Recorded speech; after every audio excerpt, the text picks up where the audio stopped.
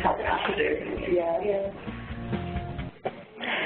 day, ladies and gentlemen, or welcome to the Visa PSD2 Acquirer Gateway webinar, hosted by Ellie Kibbe. My name is Mo, and I'm your event manager. During the presentation, your lines remain on listen only. If you require assistance at any time, please key *0 on your telephone, and the coordinator will be happy to assist you. I'd like to ask all parties this conference being recorded for replay purposes.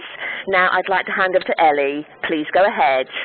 Thank you, Mo. Hello, everybody. I'm Ellie, your host for today, and I want to welcome you to this webinar where we will introduce Visa's new suite of solutions aimed to help your businesses optimize PSD2 compliance. Before we get started, I just want to advise that we will be recording today's session. There will be a 15-minute Q&A at the end of the session if you wish to ask any questions. This section of the webinar will not be recorded. So now I'd like to introduce our presenters, Caroline Birchnell and Guido Mangiagelli. Caroline and Guido both work in Visa's digital product team and are excited to share with you our solutions to minimizing friction in the consumer purchase experience and enhancing payment security. Caroline and Guido, over to you. Thank you, Ellie. So, very exciting to talk to you today. The whole area of PSD2 is certainly a very hot topic at the moment, and it's keeping us all very busy, and we're having lots of very, very interesting conversations around that. So the purpose of today, as Ellie said, is really to bring you up to speed on a couple of things. First of all, kind of be talking a little bit around 3DS version 2 and how we're tackling the regulation, and secondly, around the new services which Guido is going to talk to you about. So just to run through the agenda quickly, we're going to start off with a recap of the regulatory landscape, just to remind everybody what's happening with PSD2 and what it's about. Then we're going to talk about how, as Visa, we're going to help you navigate those changes that PSD2 will bring about. And Guido will talk to you about 3 new products that we are introducing: Visa Trusted Listing, Visa Transaction Advisor, and Visa Biometrics. And a lot of the work we're doing is around optimizing use of the exemptions, and certainly everything we're doing is about ensuring that the payment experience online is as frictionless as possible. And then lastly, we'll have a call to action in terms of what it is we think you should be doing next to really get things moving, and onto a Q&A where we'll allow plenty of time for questions. So please do, as we're talking, think about the kind of questions that you'd like to ask, and we'd be very happy to talk about those at the end. So, really, what we're in at the moment is a changing landscape. There are so many things happening. The ground is really shifting beneath our feet right now.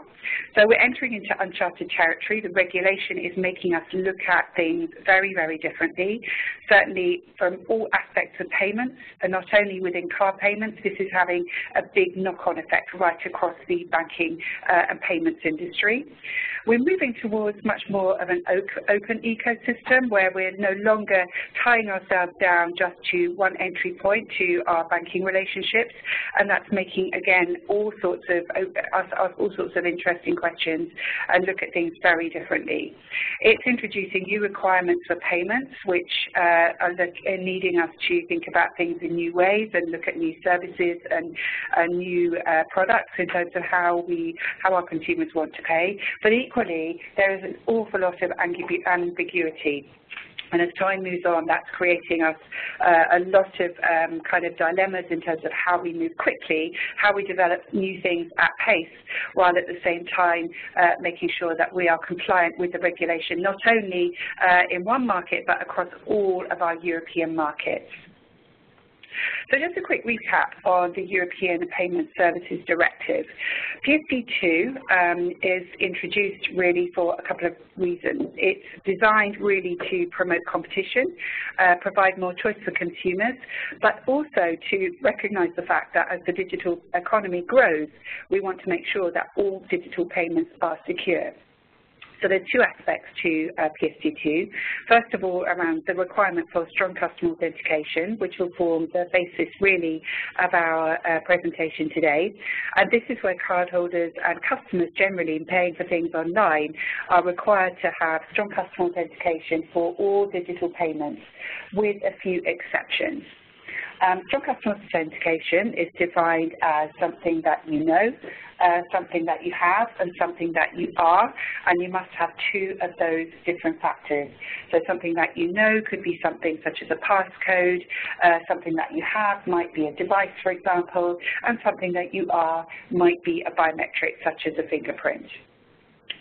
The other aspect of PSD2 is around access to accounts, and this is really where, upon the customer's request, banks must provide open access for third parties to receive payment account information, confirm the availability of funds, and actually initiate payments. And I know that many of the issuing banks today are going to be spending a lot of time looking at that, and certainly from Visa's perspective, it's something that we're taking a very close interest in, and whilst we're not going to be talking any more about that today, you most certainly will be hearing more about that going forward from us. So really, in terms of the PSD2 objectives, the ones that Visa are focusing on right now, it's really about delivering both payment security and convenience, and that's very, very important and something that all of your merchant clients will be absolutely focused upon themselves. We want to make sure that we support compliance with PSD2 requirements, even though those requirements might be quite ambiguous and quite different from market to market. We need to make sure that across Europe, everything that we're doing is absolutely interoperable and works seamlessly across all of our markets. And lastly, we want to make sure that we continue to provide value to both existing and new partners. And it's a very dynamic space at the moment, and everything we're doing is designed to work both now and in the future as the landscape changes. So as I say, the focus really of everything we're trying to do is to create secure and seamless customer experiences. And certainly all of your merchant clients are going to be looking to ensure that they can maximise their sales, they're not losing sales because of abandonment due to authentication or any other hiccups that occur in the payment process.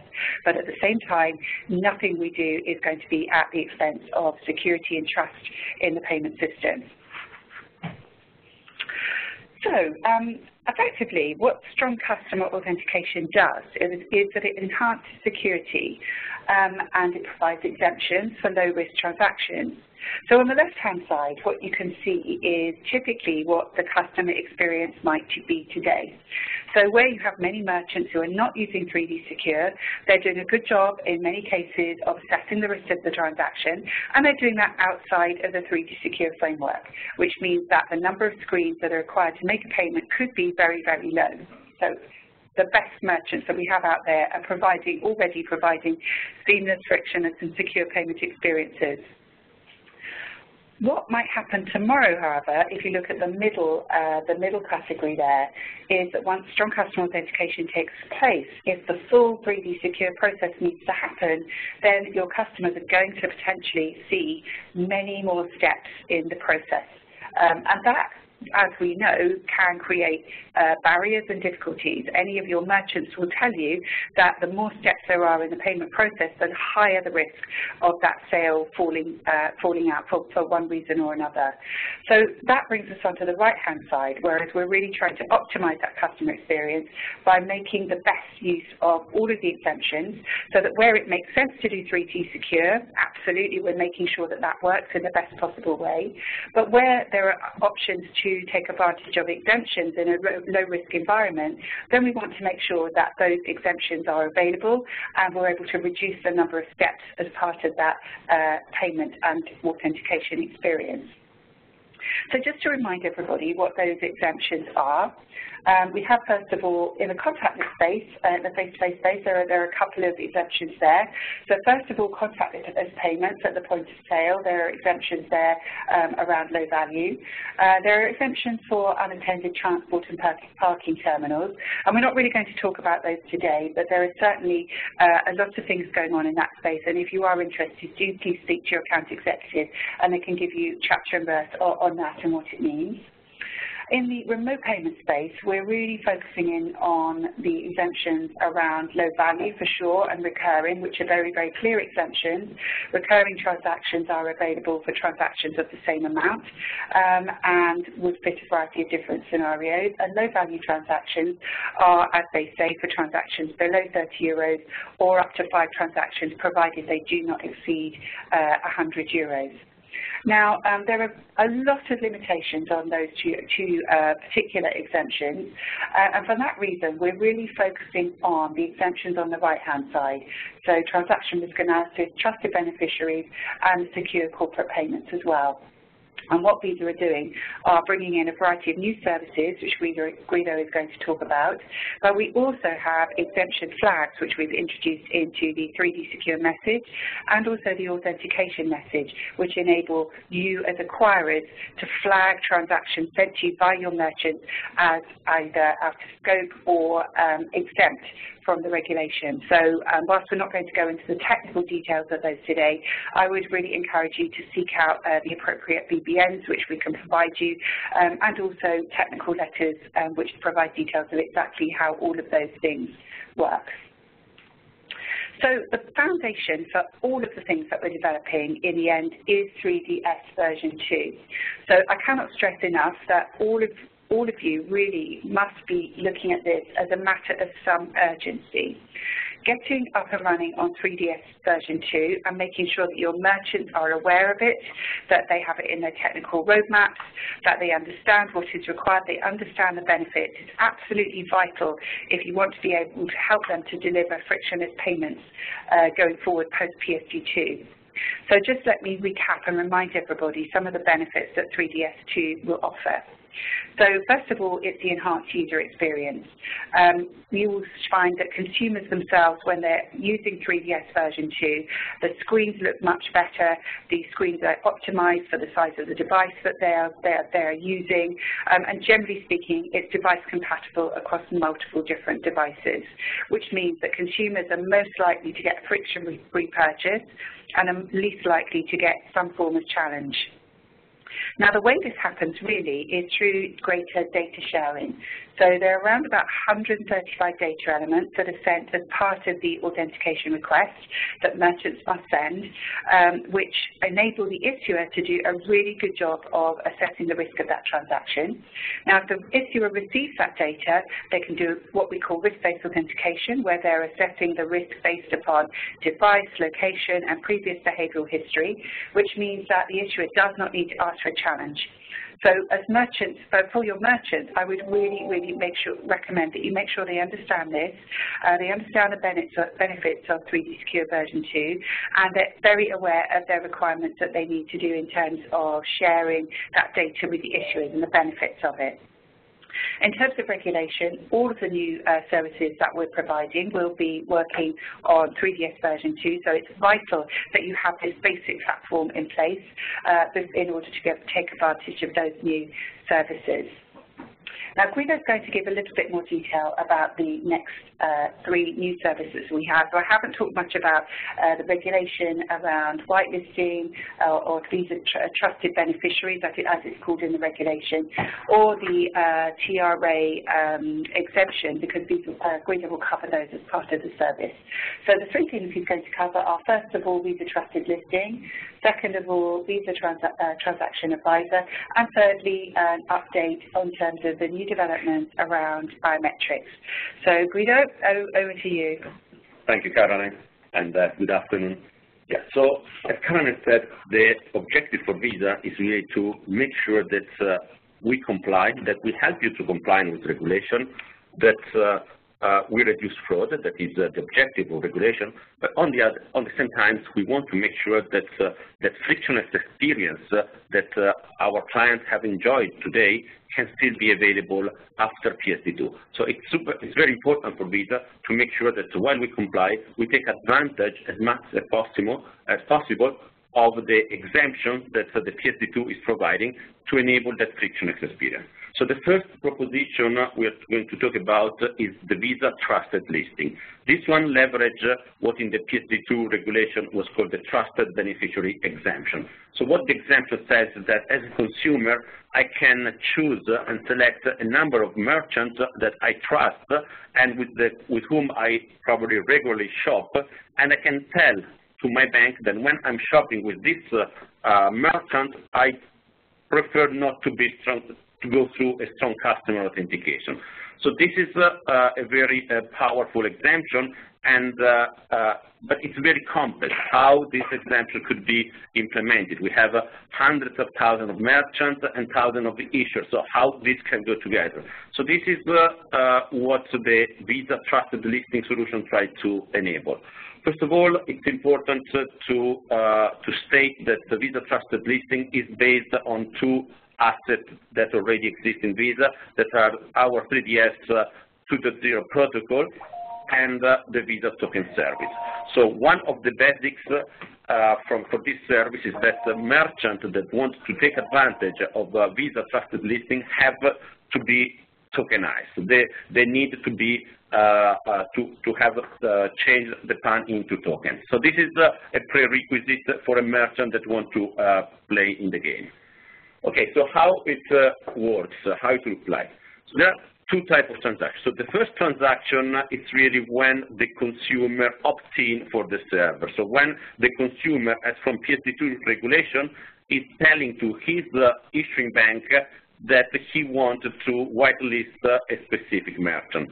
So that can happen, like in this example, via the 3DS during an e-commerce purchase. So I'm shopping online. So in this example, the orange is the merchant. I'm shopping online. When I get to the checkout page, the merchant role probably here is really to educate and to inform the consumer about the whitelisting proposition and how the benefit that will provide to the consumer. So the merchant can tell to the consumer to whitelist and promote the whitelisting. When I click pay, then a full 3DS authentication will happen with a full challenge. So the consumer will receive a push notification, open the mobile banking app of the issuer, and authenticate via strong customer authentication that depends issuer by issuer. But within that authentication, the issuer can add an extra opt-in layer. So as a consumer, I can click a box and say, yes, I actually want to add this merchant in my trusted listing for a future purchase. So that transaction is then done. So during that payment transaction, whitelisting enrollment can happen with the issuer. So like the PSD2 is saying, only the issuer can manage and can hold that, so has the responsibility to authenticate the cup holder when he wants to whitelisting. So when that happens, what happens behind the scene is that a 3DS, in the new 3DS protocol, a flag comes back first to the issuer, so the issuer knows that the consumer has whitelisted. Then comes to the Visa directory server, and we will update our Visa Token server to add an extra attribute to that token. So we know that now that token linked to that merchant ID is whitelisted, and we store it in our database. And then the same message gets to the merchant, so the merchant knows that he has been added to the whitelisting. So now everyone in the chain has this knowledge about whitelisting. So what's happened the next time? So next time I'm going to shop with the same merchant that I've previously whitelisted. When I click pay, now the merchant and acquirer have a choice. Have a choice to not do 3DS, but to go straight in authorization. So as you know, from a token service, before being able to send in authorization, the token requester will check with the Visa token service, and Visa will tell to the merchant, yes, this is a token, it's still a valid token, this is the cryptogram, and this token is still whitelisted. So the merchant has the knowledge that that token is still in the whitelisting database. So the merchant can choose, merchant acquirer can choose to go straight in authorization, flagging that transaction as a whitelisted exemption transaction. Visa will verify again to make sure that that flagging is correct, and we will still verify that the whitelisting is actually still whitelisted, and send it to the issuer. So the issuer that receives the transaction knows that that token has been previously whitelisted, and that the merchant would like to ask for an exemption. And so the issuer has the opportunity to just approve the transaction. So this is how whitelisting works.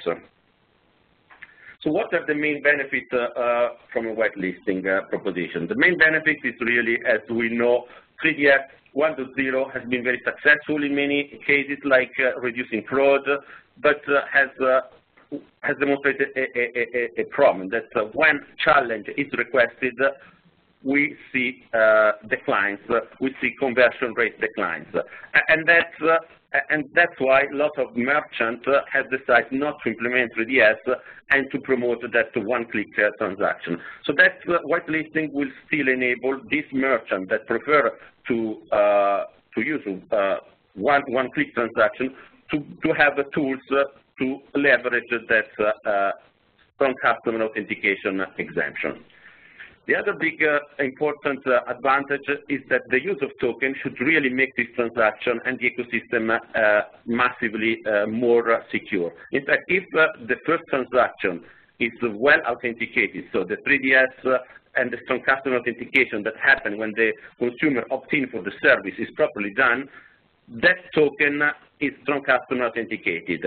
That means that the subsequent transaction coming from that token will be very low risk, because that token cannot be abused. It's not like a PAN that can be used in other merchants. That token will be linked only to that merchant. There are a lot of token validation that happen behind the scenes. So that transaction will generally be extremely secure.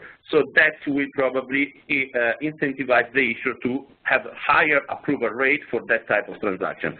And if we look at the numbers today, we see that in face-to-face, that is a highly trustable infrastructure, the approval rate is around 98 and 99% of all transactions. So this is very good.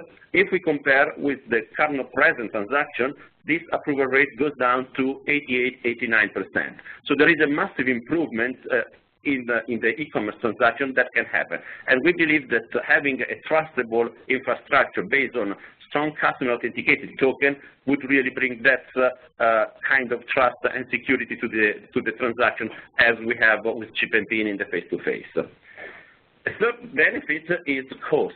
As you know better than me, when you do authentication, 3DS is not coming for free. They have some cost. That's cost for the merchant and acquirer in terms of MPI provider, and cost from the issuer in terms of ACS provider. So all this has a cost. So if we can create technology that minimize cost and provide the same benefit and security, that's great. So that's exactly what Visa Trusted Listing can provide. And then this concept of a network-based solution is probably the most important one. As I said at the beginning, there are a lot of ideas around how whitelisting could be implemented, but any solution that is really issue-specific is quite difficult to implement. In fact, as I said, there are a lot of merchants. So we know today, for example, that same merchant may have different ID from different acquirer. They have different ID between what they use in the 3DS and what they use in authorization. So there is a lot of data mismatching and really depending on the different entity. So if we put this into a context of whitelisting, it would be, as a consumer, I may have to whitelist Amazon 10 times because Amazon may use 10 different ID because it's using more different acquirers. So that is very complex. Having a network solution where a single ID is given to the merchant and is held in the Visa token database that the issuer can access, provide a much more consistent and standardized solution that we believe can really then generate that scale that is required for any solution to be successful. So this is, I think, is the most important thing, is having that centralized and standardized solution. From an issuing perspective, the issuer can always has the control of that database. We, as Visa, we provide Visa the lifecycle management so that issuer can, through their mobile banking, provide visibility to the consumer to what has been whitelisted. Actually, on this topic, we have done a lot of customer research with consumer across Europe in the last few months, and we have seen that when understood, cardholders really like this idea. They really like the concept of being able to control where they shop. So I call this like a carbon file on steroids.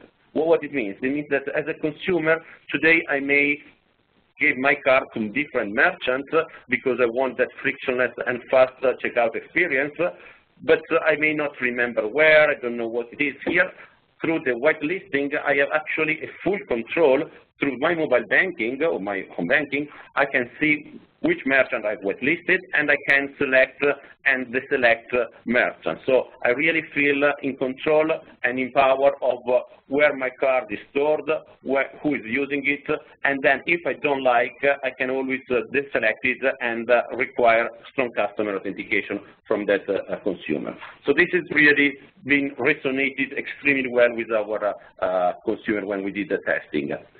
In terms of liability, so one of the questions is liability. Who is liable for this transaction? So of course, for the first one, the one that is done through 3DS and fully authenticated to opt-in, the liability is with the issuer. That is a full authenticated transaction, issuer liability. For all subsequent transactions, the one that the merchant decides to go straight into authorization, in that case, because 3DS has not been done, liability will be with the merchant. So this is not changing the standard Visa 3DS framework. If 3DS is done, liability with the issuer. If 3DS is not done, liability is with the acquirer. Okay, so next proposition. This is again is another proposition very tailored for the merchant acquirer side of the business. And this proposition leverages the second exemption, the exemption for low-risk transaction. As you know, the EBA and the PSD2 has recognized that low-risk transaction can be exempted by the requirement for strong customer authentication.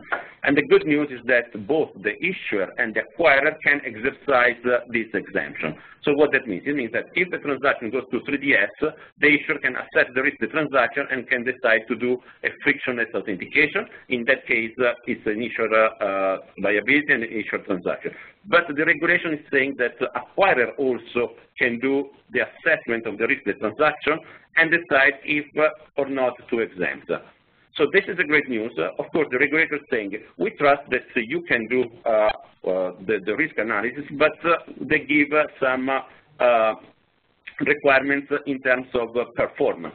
So as probably you know, they have defined the threshold. So for transaction between 0 and 100 euros, the acquirer total fraud level should be below 13 basis points. Between 100 and 250 should be below 6 basis points, and between 250 and 500 euros should be below 1 basis point. So if you can prove that your fraud rate is within this limit, you can exercise the low-risk exemption directly without the need to send the data and to do a 3DS transaction. So this is where Visa Transaction Advisor comes you to help. Visa Transaction Advisor is really an API integration to Visa where the merchant or the acquirer can send the data pre-transaction, pre-submitting transaction authorization, and Visa can take the data, and this data is a mix of transaction data, device data, and consumer data, and we can score based on our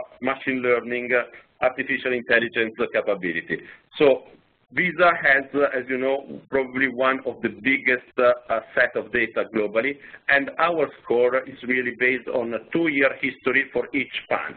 So it's a very predictive, very solid scoring capability. So we are giving this scoring capability through an API to you and to your merchant via the Visa Transaction Advisor. Another way to use the Visa Transaction Advisor is via the 3DS protocol. So 3DS protocol also can be used to send the set of data into Visa to be scored and to receive the score.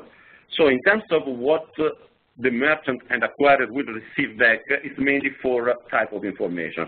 The first information is the qualification for the exemption. So what this is actually the Visa view of that acquirer fraud rate. So as I said, PSD2 is requiring to be below certain fraud rate to apply the exemption. So we are planning for that acquirer and for that level of value of transaction, that acquirer is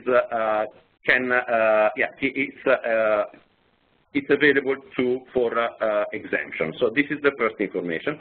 The second is actually the risk, the transaction risk of that specific transaction. So this is a number between 0 and 100 that tells to the merchant and to the acquirer, and probably in this case more to you too, as an acquirer, what is the risk of the transaction. And then you can have your own risk tools to manage, to understand the score and to build the rules around the scores. But then if you don't have that, or if a merchant doesn't want to invest on that type of capability, we also provide a really basic response that is based on 3 messages. Low risk can be exempted. Medium risk, better to do a challenge, to do a full 3DS. High risk, better to decline immediately. So this is a basic feedback that also will be provided if the score, if the merchant or the acquirer doesn't want to use the full score definition. And also a very powerful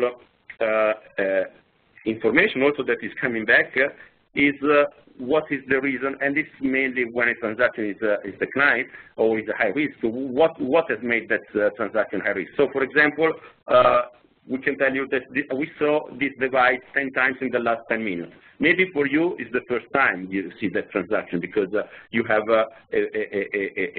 you see just a portion of transaction. But as Visa having a global visibility, we may have seen that device trying to transact on 10 different merchants in the last 10 minutes. So that is a highly indicator of fraud.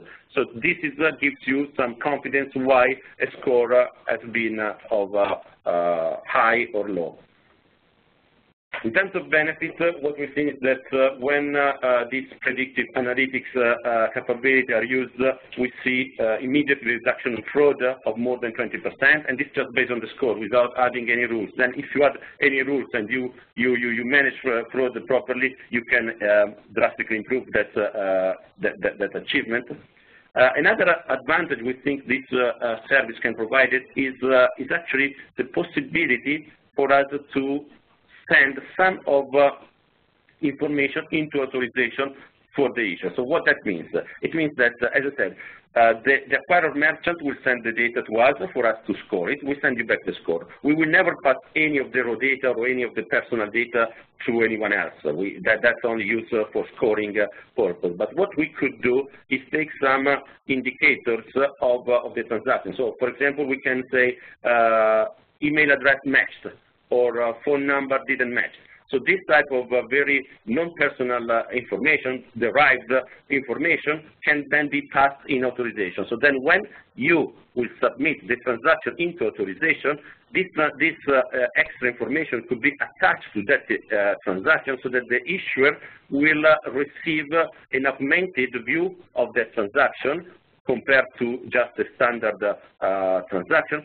And so the issuer can also provide better transaction risk scoring, and hopefully will be able, if the transaction was scored low risk, would be able to have higher approval rates. So again, both propositions we're building are really looking how to maximize frictionless experience, leveraging the exemption, but on the other side, really also maximize approval rate when the transaction goes into authorization, matching some information between authorization and authentication that today we don't do, and that's why we see a lot of decline that could be avoided in the e-commerce. In terms of liability, we, again, this to follow our 3DS framework. So if the merchant exercises the low risk exemption and so decides to go straight in authorization without doing 3DS, the merchant acquirer will be liable for any fraud. If instead the merchant acquirer wants to protect from liability, they can use the 3DS as they can do today. Okay, so the last proposition we are developing under this umbrella of PSD2 is Visa Biometrics. This is probably a more initial proposition. It's less interesting from your side, but it's important to understand what we're doing because it has impact also on your approval rate. So as we know, 3DS and PSD2 will increase.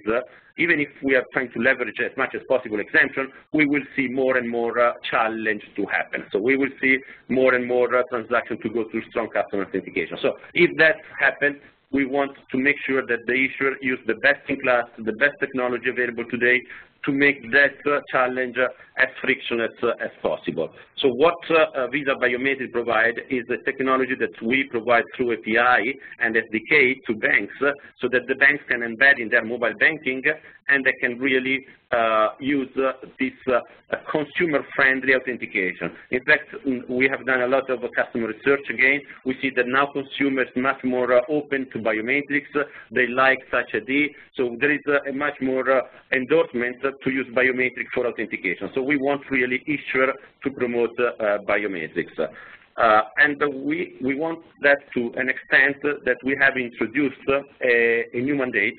This was published last week, and it's a biometric mandate that what we're asking is that all issuers must be able to provide biometric capability to their consumer by April 2020. So by April 2020, as a consumer of any bank in Europe, I should have the option to use the biometric authentication. Doesn't mean that all transactions that need strong customer authentication will be done through biometrics, but it means that all consumers can choose to do biometrics. So, and we expect that the consumer that most shop online are the ones that probably will be more prone to embrace this authentication method. So how, in this slide, really, how this looks like very, very easily. So in a 3DS 2.0 future authentication, the consumer experience will be very optimized. So when strong customer authentication will be requested, I click pay. I will receive a push notification. I just open my mobile banking, use the biometric, and Visa Biometrics technology supports face, voice, and touch biometrics. So I can just, in this case, I take a selfie, and the transaction is done. So we are trying really to replicate what we already see in some of Apple Pay or other pay solutions, very frictionless, very seamless. We are trying to replicate that type of experience to an open ecosystem with all issuers and all merchants and not just a very specific ecosystem. And okay, I'm going to my last slide before giving back to Caroline for closing.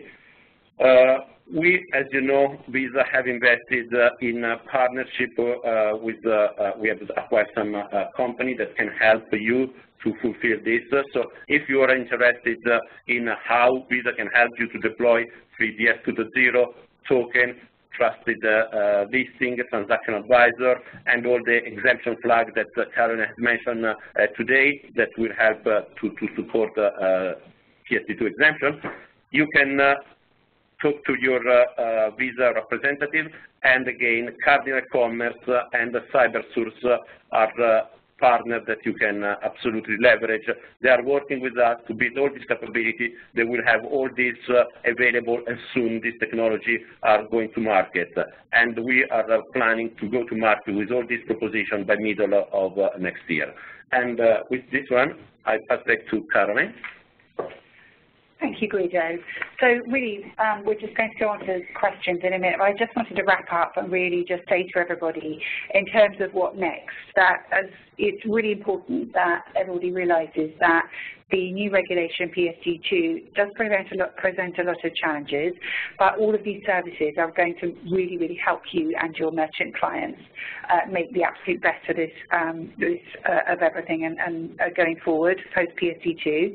So some key dates for your diaries are, first of all, the liability activation date that Visa is introducing in April 2019 for 3DS version 2. So after April, any merchants who have 3DS version 2 will start to receive liability protection. We're not actually mandating a date from which they must activate 3DS version 2, but clearly there's a benefit to merchants in making sure that they're live as close to that date as possible. 3DS version 2 is available now for EMV code certification and testing, and Visa's implementation teams are also ready now for any of you that want to actually get started. And then the final date is September 2019, which is when the actual regulation hits. So we just wanted to make sure that we're just clear about what those 3 dates mean. So really the most important thing is understand compliance, what you need to do to be compliant with the regulation within your organisation. Reach out to your Visa contact and also to all of your vendors to make sure that you are ready and you have all the information that you need. And of course we'll be following up with more webinars as time moves on with lots of new information. We have implementation guidelines will be out fairly soon for the actual products that Guido has described. So I'm going to hand back to Ellie now for questions. Thank you, Caroline. Thank you, Guido. Questions there and for our participants sending them in. That was really good. So that concludes the presentation portion of that concludes the Q&A section there. If we didn't get into any of your questions, we will note them and we'll get back to you if we can. So thank you again to all our partners that joined today's session. We'll be in touch soon with details of how to access the recording of the webinar. If you do want to watch it back or share it with your colleagues, thank you again and enjoy the rest of your day. Thank you, Ellie. That concludes your conference call for today. You may now disconnect. Thank you for joining and have a very good day.